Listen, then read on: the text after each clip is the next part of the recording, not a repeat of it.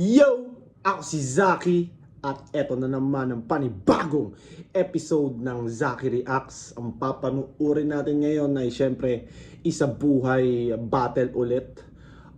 Goryo na isa buhay finalist noong 2021, 22.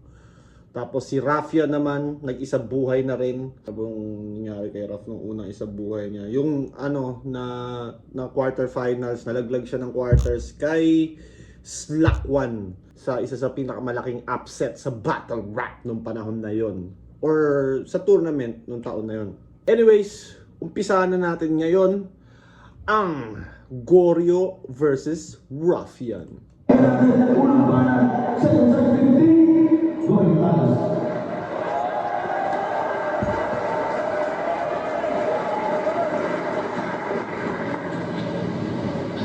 Game. Huling battle ko nung isa buhay, Olats. Round 1 pa lang ng pistol, dali na. Basic. Unang ikot pa lang daw, checkmate na agad eh. Halatang tinrabaho. Day shift. Pero alam niyo naman yung agad eh. Pistol, dali na. Basic. Unang round 1 pa lang ng pistol, dali na. Basic. Ito, tinutukoy niya ata yung laban niya kay Pistolero. Na parang yun nga, parang na-checkmate siya. First round pa lang na-trap na siya ni Pistol. Tapos parang lahat na sinabi ni Pistol ginawa niya. Tapos parang na-prove na tangina, totoo yung sinabi ni Pistol. Ang galing niya doon. Anyways, isa yun sa pinakamalakas na performance ni Pistol. Tangina ni Pistol nung panahon na yun, no? Nag-champion ng 2 liga. Sunod-sunod, tapos ng body bag, nagpakita ng mga malulupit na performance. Unang ikot pa lang daw, checkmate na agad eh. Halatang tinrabaho. Day shift. Pero alam niyo naman yung round 1 ko kay J-Black, pang-basag mukha, pound for pound, facelift. Kaya walang gulatan pag tong Ruffian binigyan ko ng solid first round. Exit. Iba ni Goryo ngayon ha. Iba yung setups kumpara sa usual niyang ginagawa. Parang yung setup niya medyo punchline na rin. King of rounds. Ikaw lang yan ata yung natalo sa rounds 4, 5, 6 ng buweta. Sobrang wak nun, G. Tapos sasali ka ngayon sa tourna mala WrestleMania. Magtatapat ka sa 1, 2, 3. Katapat mo, Stone Cold Stunner. O pwedeng John Cena. This wrestling fan cannot see me. Pero fuck wrestling bars, ito'y wrestling spar. So you'll see RKO. Gets? Hindi. Mali. RIP. Kasi si RKO wrestling move ata yun, no? Tas you see this RKO Ruffian knocked out, parang gano'n yung tinutukoy niya ba? Or nag-embed. pero fuck wrestling bars, ito'y wrestling spar. So you'll see RKO. Gets? Hindi. Mali. RIP. Kasi sino ba nagsabi na ayaw mo tumaga sa first round, hoy? Huwag kang feeling halang. Tsaka sa flip-top ka mismo matatanggal din lang sa bracket, boy. Para niikot badang. Kaya wag mo akong yabangan, nakalaban mo na si MC pati yung Karen Noy. Pina-experience ka lang. Arik, ba't mo pinapabatan sa mga champion to, ha? At sa magcha-champion pa lang. Kaso dahil mo nang darato siya. Talaga? Eh parang pambudo lang yung modus. Apakadaya mo naman, nagpapakadaya ka lang. Yung market value mo ang bogus. Pero kahit tunay itong diamante, Diamond naman, nagpapaka-diamond ka lang. dali, pag sinipal-sipal ko mabuti parang osus. Kasi ultimo diamante, mahahati. Pag ginamitan nyo ng laser, focus. So para-explain, paano naging bagong batas to? Kung feeling basehan ng Horado lang tombona, tsaka lumang batas lang kinikilala ko. Old ways, welcome sa trial by combat. Masyado mong minark, na-trip ka ni Mark nung laban niya ni GL. Eh wala ka pang marka, di ka on track. At tandaan yung huling mark na tinalo ko sa isa buhay, tanggal. At may tuldok na sa contract.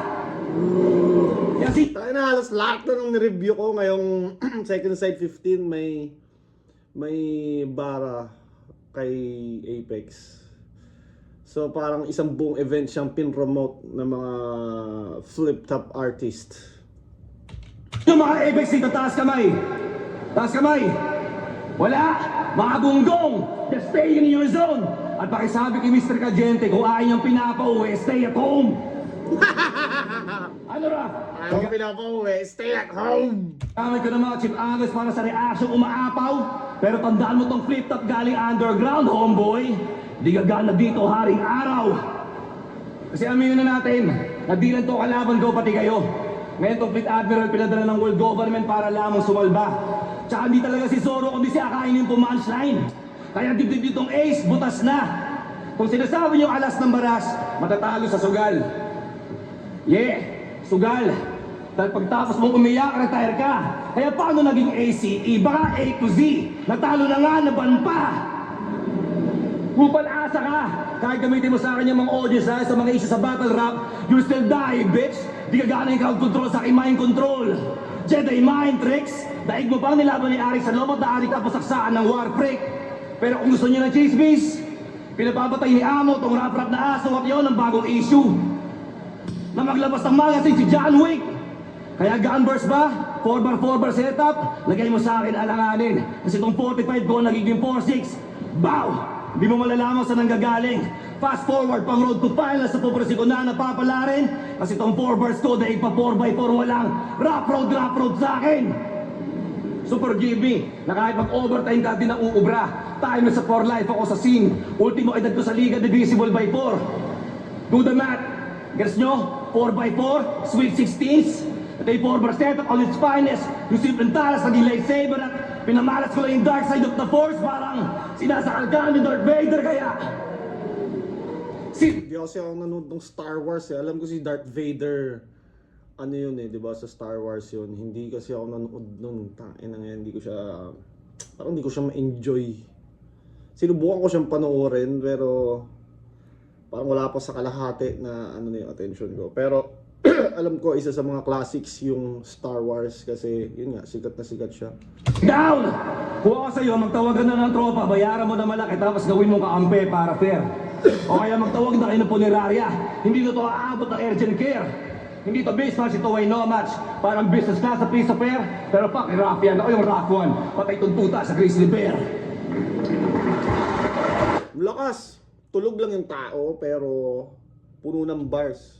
Tapos syempre, kay Apex na naman.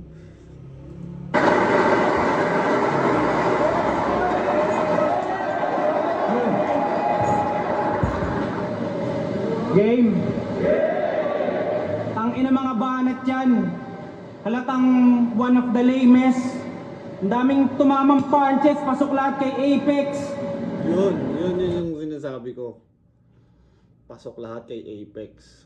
Like sa tingin nyo ba makaka-apekto sa judging ng round yun kung kunyari may ganun na hindi naman siguro masyadong tumatama kay Raf dahil yung mensahe para kay Pex. Siguro parang hindi na siya parang hindi na siya yung pag-call out kay Apex, parang hindi na siya nakaka-shock value. Dahil parang lahat ng ni-review ko puro si Apex na yung binanggit. Alam mo yun, parang free promotion from all the rappers in the scene. Kumbaga, without, di ba, tinanggal na nga siya sa flip top eh. So wala na siyang platform.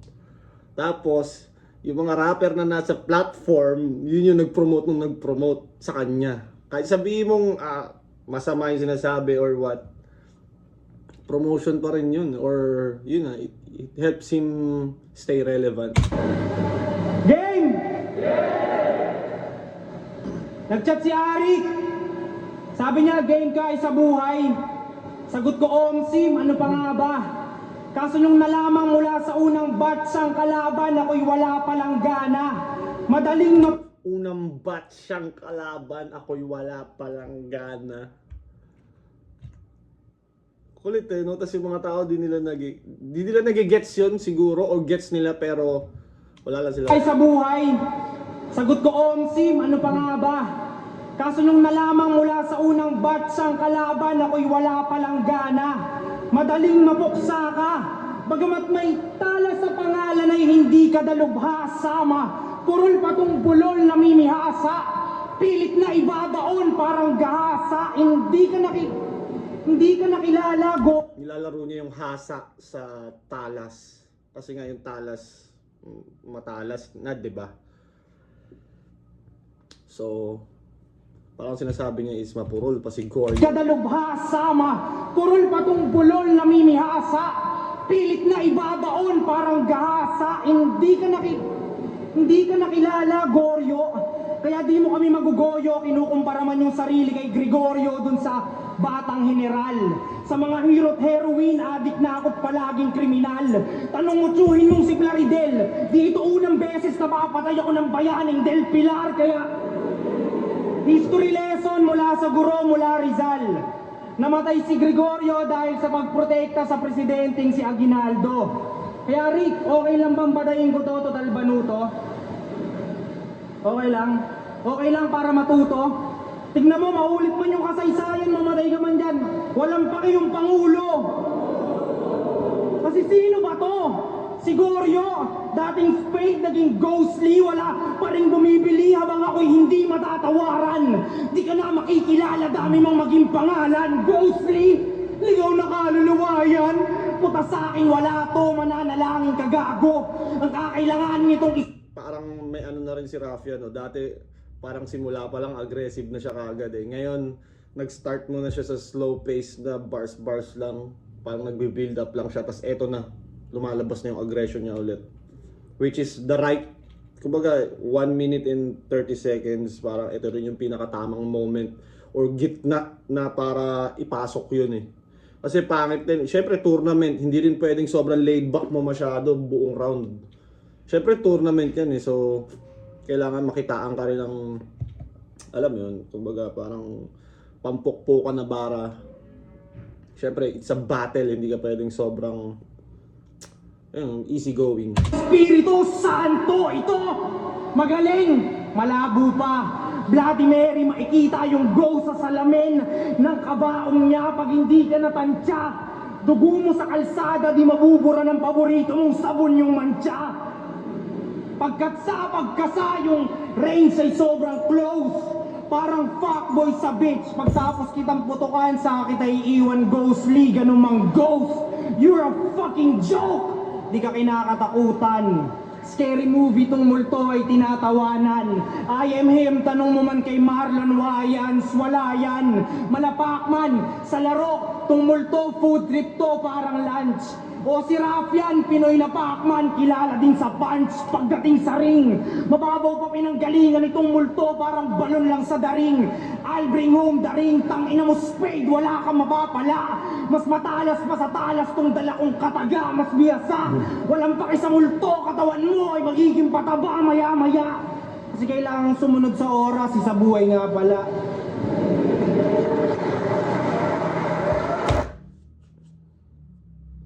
Parang mas dikit pa yun sa inaakala ko Like syempre expect natin lamang na lamang si Raff. Pero ang kinaibahan, si Raff yan this time sumunod sa oras. Si Goryo naman yung parang 3 minutes mahigit or 4 minutes.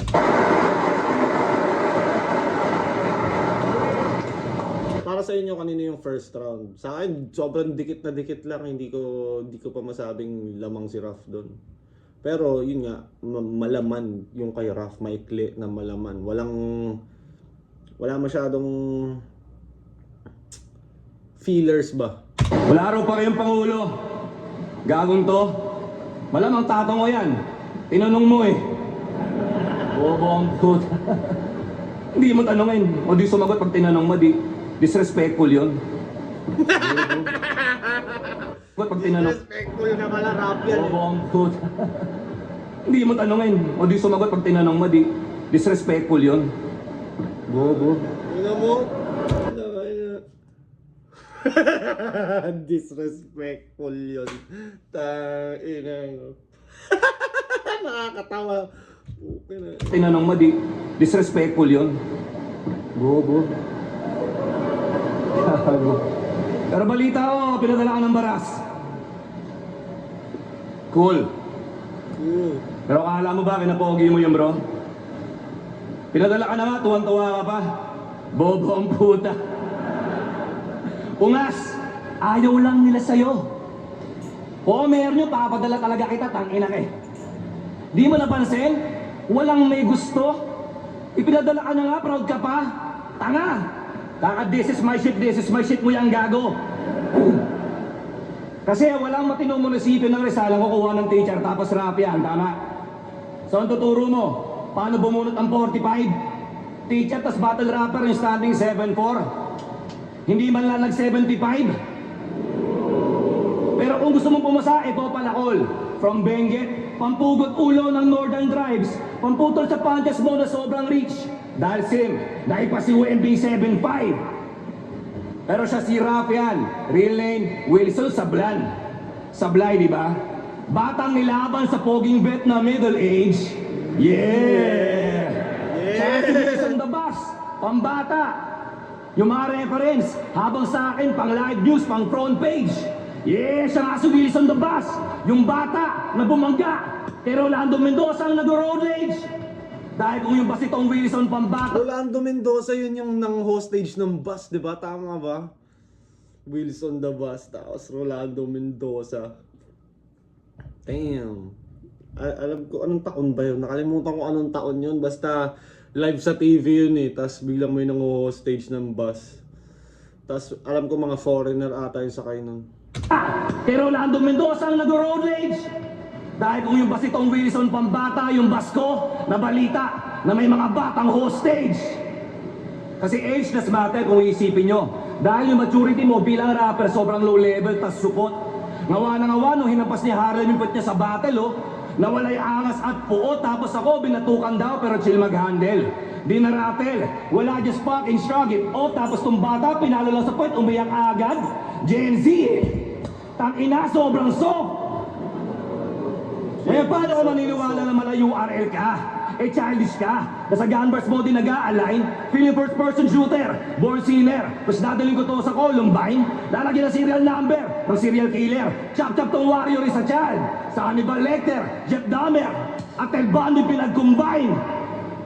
Kaya walang papunta ka palang Serial killers, Jeff Bundy. Ted Bundy. Tapos Jeff Dahmer. Jeffrey Dahmer. Si Jeffrey Dahmer yung, alam ko, yung bading eh. Yun yung pinapasok niya sa drum na blue yung mga victims niya. Tapos syempre nung panahon nata ni Dahmer, wala pa masyadong CCTV. Tapos madami mga alam mo yung mga ligaw na lalaki, like pupunta sila sa city na yun para maghanap ng trabaho. So madali sila maging victim ni Dahmer dahil syempre ayayain niya sa apartment, ayayain niya mag-inom. Tapos yun yung nangyayari na napapasok sila sa drum dahil china-chop-chop sila at nilulusaw sa asido.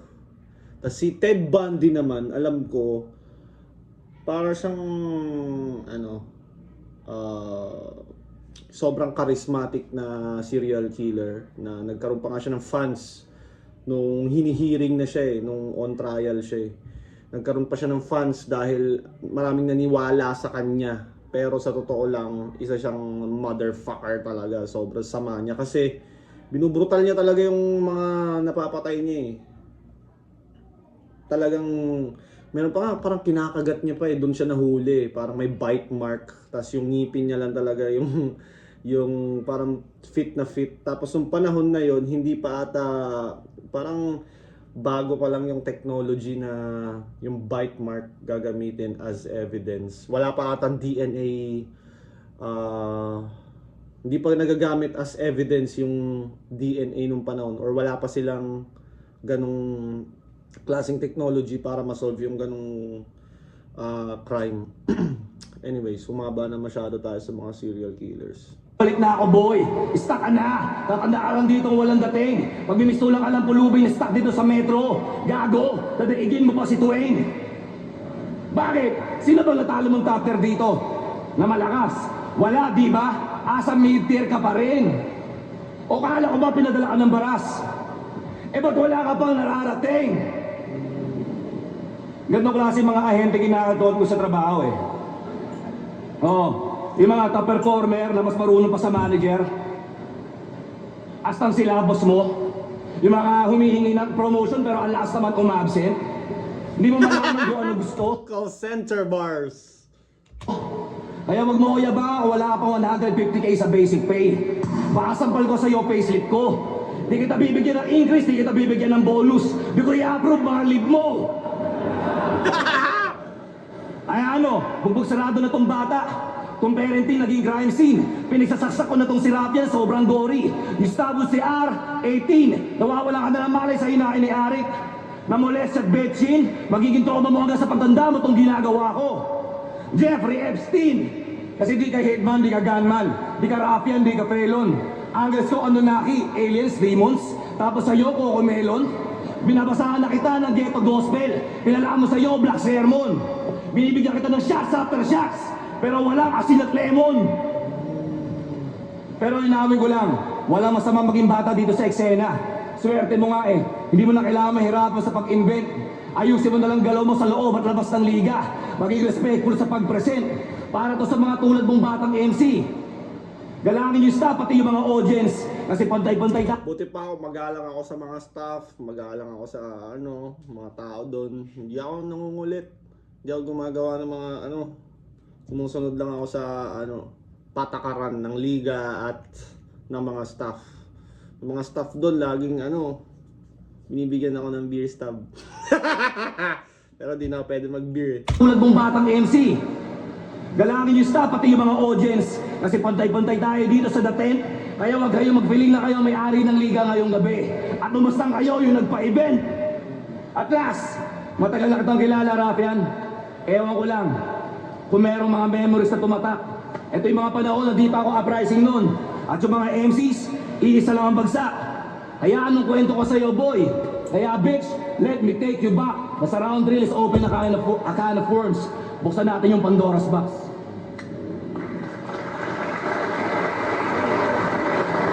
Can of worms, but this is my turn. Boss, di ako na-late kanina kasi early birds eat the worms. Tangirang yan. Tangina, malalaman mo talaga mga call center eh. Parang yun yung laging idiom dun eh. Doon no? Pero lagi kong naririnig yung open a can of worms as the early bird eat the worms. Early birds eat the worms. Tangirang yan. Oh, bata ako. Manager daw siya sa trabaho. Bata pa nga ako eh, kaya nandito ako para sa aking growth. Ganda yung mga manager na chuchupa ng baklang TL para ma-promote. Tangina mo. Tapos yung pinalo daw ko ni Harlem, pumalag ako. Bobo talaga. To pag pinalo ka ni Harlem sa puwet, tutuwad ka pa. Tangina mo. Tapos lagi niya sinasabi, di ba kanina, lagi niya sinasabi sa mga laban na pogi. Naalala ko tuloy yung yung inawakan ni Harlem si Rafian sa puwet. Parang pinalo sa puwet, pak, tas di nakakatawa. Nung round na ni Rafian, ginantian niya si Harlem, inawakan sa puwet, tas pinisid, kanino ka lang? Tangina, mas nakakatawa, tas nagkapikunan na sila. Excuse me. Tangina. siya. Di ba? Sinabi niya, para sa akin, ikay bitch.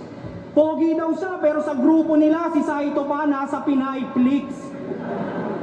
Kasi ang pinipili daw ng mga chicks ay iyan, pati ng mga lady boys. Ano ibig mo sabihin? Ikaw na bobo sa palaman pa ang ladies spread the word na.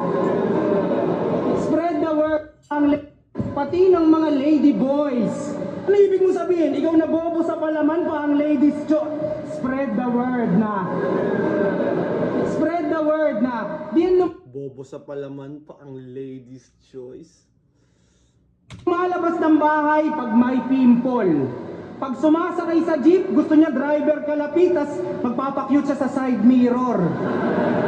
Sobrang vain. O diba? Halata kami, Tapos kunwari, hindi niya titignan yung sarili niya, tapos bigla siya lilingon na ganyan. Ito, kunwari yung side mirror. Ito si Spade. Gagantihan pa simple. Ang ina mo, sobrang vain. Sabi sa isang laban siya daw yung pinabatang Brad Pitt. Pasensya ko ng line, Mac. Pero imaginary lang tong Brad Pitt, parang Fight Club kung di nyo alam sa movie. Alam ko moving fight. Alam kong movie yung Fight Club. Alam ko rin si Brad Pitt yung bida doon. Pero hindi ko pa siya napapanood. Pero ilang beses na siyang sinasuggest sa akin ng tropa. Pero hindi ko pa rin siya napapanood. Siguro mamayang gabi, no? After ko after ko tapusin yung... Hindi. After ko masulatan yung isa kong verse. Pero imaginary lang tong Brad Pitt, parang Fight Club. Kung di nyo alam sa movie yun, bagay sa doon. Kasi alam nyo, tinitinda ni Brad Pitt doon, sabon, na paborito niya ang iba lang. Sabon, na paborito niyang ipalaman. Sinabi niyang si Brad Pitt siya, tuwang-tuwa naman yung mga bobo niya na yes men. Samantalang black hole to sir, out of this world, siguro Brad Pitt din ako. Alien.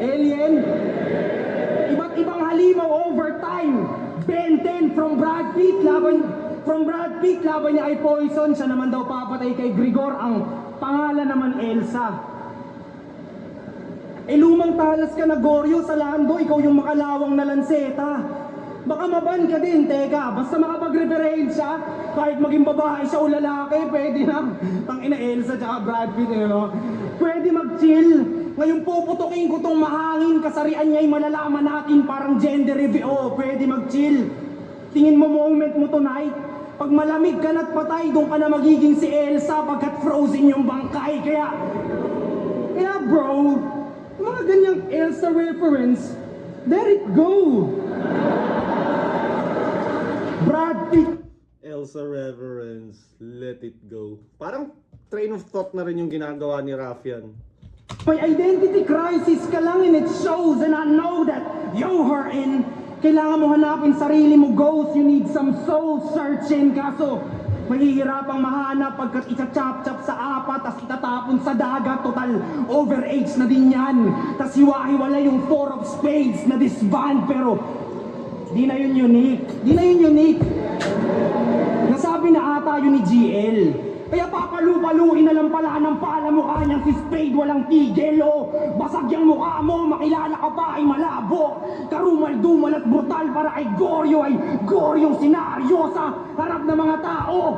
Spade, I don't give a fuck how the crowd goes. Kahit sa Reddit ma-downvote, sobrang brutal, baka sa dark web ma-upload. Maraming mga pangalan ay pag nakita yung di niya makilala na bangkay, ay babansagan lang din yung John Doe.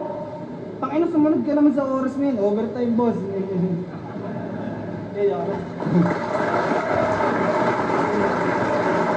Laren, Elsa ang puta, di naman yung sinabi ko. Ang lakabo. Hilig mo talagang magbanat ang mga walang kwentang kung ano-ano. Ang ina to. Sabi mo kay M-Site yung agwat niyo Morales aming miles. Nonsense! Isa kang pinagpalang tanga. God bless! Bobong puta. Isa kang pinagpala. Tangina, may comedy din to si Goryo. Nonsense! Isa kang pinagpalang tanga. God bless! Bobong puta. Naku, labo ko. Yo! Longevity. Dami nagtatanong ba't pa ako nandito. Na para ba magkaroon ng passion sa crime. 16 years taon-taon bumatel dito Miguel. Tuloy-tuloy sa pagra-rhyme kahit maraming dibilid, tumutoksit, tumitira. Kaya siya wala na raw sa prime, pero baliwala sa akin yung mga cheap shots. Cause I'm aging like fine wine. Kaya alam Cheap shots, fine wine. mo na ba ba't matagal na kitang kilala pare? Naging side chick ko yung ate mo dati. Bata ka pa nun. Bata ka pa nun. Dinadalo ko siya after event. Habang abala ka manood ng wrestling, nag-wrestling kami sa kabilang kwarto. Binibigyan ko siya ng punishment. Isipin mo ha, muntik na kitang maging bayaw. Bayaw!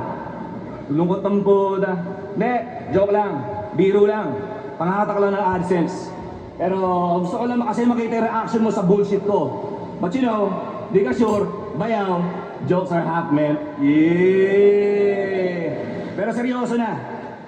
Kasi balita ko, underdog daw ako. At yung chance ako manalo dito kay Raffian, mababa. Pero kahit na dehado, yamado. Dahil tundal ako kay RPG. Tangina, bawal sa bata. Oo na sige na the answer against me. Pero tong bit-bit kong PC pansugal, sobrang mahaba. Dahil pag tong kaya ako tumagos, bow! Mas malaki yung tama. Kasi di mo kayang ginagawa ko, boy. Wala ka pang ang anak eh. Baka mag-suicide ka lang sa sobrang pagod. Ikaw yung tipong di kayang balansehin yung hip-hop pati trabaho. Habang sa dalawang mundo, ako yung warlord.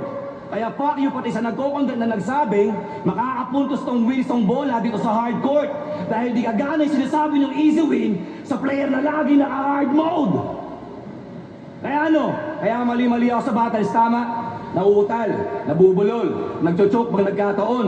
Kung may hari ng tugma, may hari ng rebat. Pero kung may hari ng sablay, ako na yun. Diba? Eh ikaw, nag-ebat adan ka, diba? Ay, makakalimutan namin yun ha. Tatatak na yun sa history, gago. O, nagsample pa ang puta. Kaso Wilson, yun na yun. Dahil kung sapang sablay, di ang papantay pag pinalaman ko yung sabon. Dahil alam ko yung mahulog sa patibong. GL versus Husky, GL versus Rapian, DL versus Fade versus Saito. Kaso yung score ko nun kay Wendell nag 3-2. Ikaw nag 50-50 kay GL kasi na 5-0. Pero kahit anong bars mo, sure ball kang talo. Basta malakas yung kabattle mo sa bobong tao. Pero di ako nagpadarag sa mga comments at pambubuli nyo. Kasi mahal ko tong ginagawa ko. Kaya ano, nakita mo na agwat natin? Kaysa kahinaan pang all might yung sa akin. Babasagin mo tenure ko dito, asa. Dahil mo pag nagpa-hypnotize kay Aizen. Kahit magpaulang ka ng bala, baliwala rin. Sabi ako ba na yugang, nagkakaitin. Malas mo nakalaban mo yung tatay mo Eugene. Laging gutom si Ryzen. Yeah, lagi uhaw, laging gutom. At pampitong isa buhay ko na ako susumahin. Habang ikaw pangalawang beses mo na yan. Hindi ko natutuloy, baka malasin. 7 times pang 7 trying. I'll be causing mayhem. Dahil pag kukuha ko yung ng slot, brr, jackpot. Sa akin ang lucky 7. Slot machine ba yun? Lucky 7. Hindi ko kasi alam yung mga sugal-sugal ng mga casino eh. Kaya ano, sobrang egol mo nakasali ako this year. Habang nung swerte ko, naghahalimaw. Habang ikaw kinakandot ka na malas. At wala kang opsyong umayaw pagkatapos kasi yun, meron pa akong prusok ilan. Mga nagmumulti, bumitaw at saka na-orerect na doon kay Sheyi. Yung munti ko talagang maging bayaw.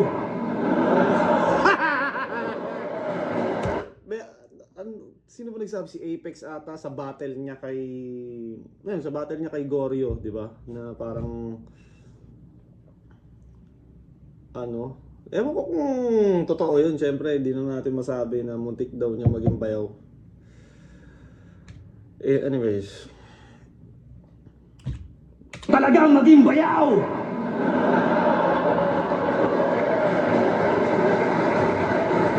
Kaya ano, Mr. This is my shit. Tahol pa, rap-rap pa, para ka lang sumisigaw na barker. Walang sibay pagigirapian mo sa gaspang ko. Oh, DMX rap rider.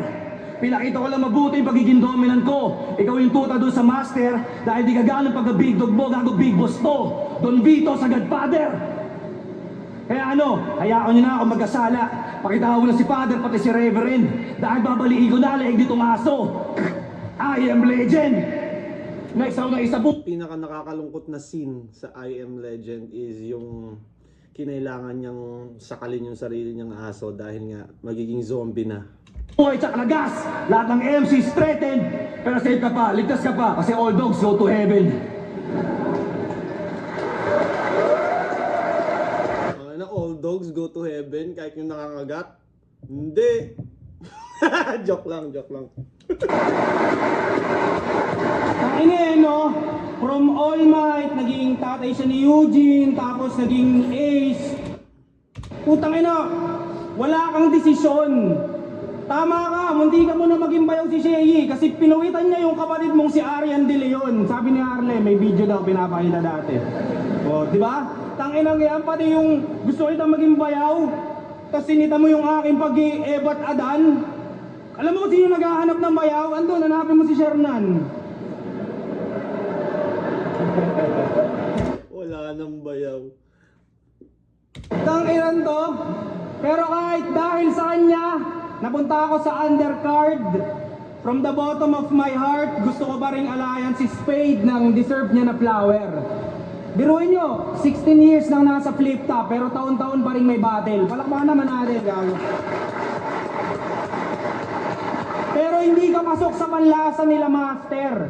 Bitter truth ay namnamin. 16 na taong iniintay na matamis na tagumpay ay tila di nadiringgin. Mapait ang dadanasin, di totoo ang sweet 16. Alamin, tandaan, nasa liga tumanda ka naman pero di ka man lang natandaan, walang pinagkatandaan. Magaling eh hindi ka naman. Naalala ka lang nung sabon na ipinalama, dapat maramdaman. Sa'yo'y wala nang may pake. Goryo, di na namin kailangan ng lumang talas, may katana na kami. Yung ginagaya mo ang sisayad na laglag, tuba kayang gumagaya ng sasayad, pasasayad to sa rap. Shoutout din kay Sir Batas. Sabi nyo matatalo ako nito. Pakyo kayo simula ngayon sa Panginoon, ako ay non-believer. Manahimik ka na lang dyan sa Canada, sabi ni Akata, ipagamot yung nabubulok mong liver. Tang ina, grabe yun ah. Sobrang brutal ni Rafian dun ah. Pero tingin ko naman, syempre, si Batas, pipiliin niya si Goryo, tropa niya yun eh. Kahit sabihin mong mas malaking chance na manalo si Rafian sa paningin ng mga tao or fans, syempre bilang he's your bro, di ba? Piliin mo yung bro mo kahit sabihin mong medyo alanganin. Feeling ko ganun yun. Pinadala nyo, beginner, madaling mapatay. Bulok ang yung style, pati yung liver ni Batas, it's a tie. Samantalang ako lagi. Samantalang Ang ina nung lumabas yung...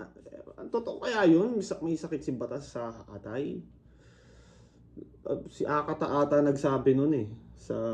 ano... Sa... Ewan ko kung sa content niya yun eh. Pero... Yeah. Hindi natin alam kung totoo. At sana hindi. At sana... yun, kung meron man, sana makarecover. Okay na, hindi madaling magkaroon ng mga ganong karamdaman. ako laging fire lang nagbabaga pa. Chismis sa... Fire lang nagbabaga. Ba, organs reference na yung mga ginagamit ni Rafi. ang yung style, pati yung liver ni Batas, it's a tie. Samantalang ako laging fire lang nagbabaga pa. Chismis sa batis, pinapadalang ka pa rin ni Batas ng mga bara niya. Pero trash pa din at di na ako nagtataka. Parang 2014, basura pa rin pinapadala sa Pinas mula sa Canada. Pansin nyo ba? Naka 4-bar setup pa, dinura ko. Gintong 4 lines na dadalin hanggang kamatayan nitong ilustrado. Sa grupo niya, hayop sa galing, bitch ka pa rin, ikay babae na aso. Pusta ni Batas sa laban nyo ni Apex, magkano? Magkano? Yee! Tanginan to, pinagyayabang pa. Munti kanya daw matalo si Jay Black. Yun ang sinabi na may kaangasan. Tanginan, di ka naman mananalo kay Apex nung kung wala nangyari na pusta. Pero wag na, wag na. Oh, sige. Gusto nyo pag-usapan na natin yung nangyari sa barracks? Gusto nyo? Nung siya irrelevant pa sa Zoom, hayop sa galing, tsaka guro. Okay, let's talk about the elephant in the room. Gusto nyo ng chismis? Ulol. Sayang lang oras kung dyan pagugugol ko. Pero mawala man sugal sa flip top, magkakaroon pa rin sa burol mo. Ako nabubugbog. Sa karir ni Goryo ang sentence Apex, ako natutuldok. Ngayong wala nang pupusta at mga uudyok. Makapunta sa tuktok, hindi mo... Nung pandemic talaga, di ba, parang may mga video sila ng pustahan. Kasi parang sila lang dun eh.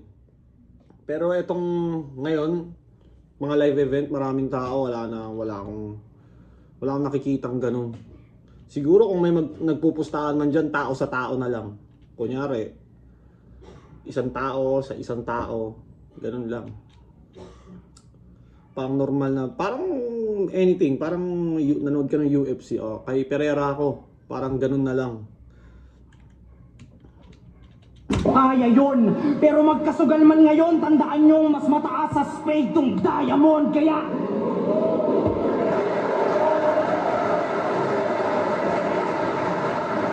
kung itong laro sa baraha. Ako'y poker face na sasagasa.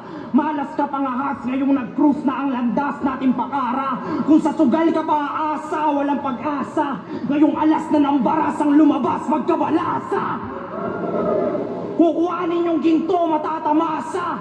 Palabong tumigil pa to. At makikita nyo sa aking aura na kailangan ko lang tong spade. Dahil gold digger ako, dahil ako!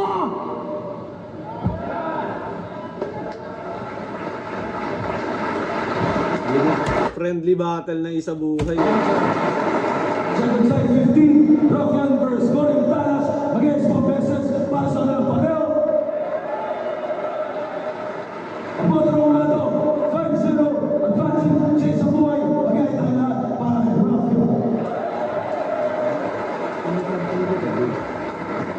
Yun, Sobrang dikit lang ng laban pero parang pwedeng Goryo din eh, no? Pero di ko masasabi dahil overtime, sobrang haba ng oras. Pero parang pwede rin Goryo. Parang lupit din nung pinakita ni Goryo doon. Ang dami lang natulugan. Anyways, congrats kay Raffian. Sino bang sunod niyang kalaban? Si Kilan, no? Abangan niyo pala yung prediction ko sa paparating na zoning. Meron din ako mga prediction doon. Abangan nyo, guys. Anyways, ako'y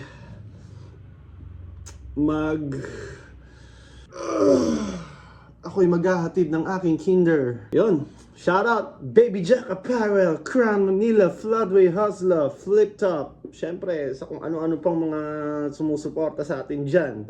Palagi niyong tatandaan, I love you all.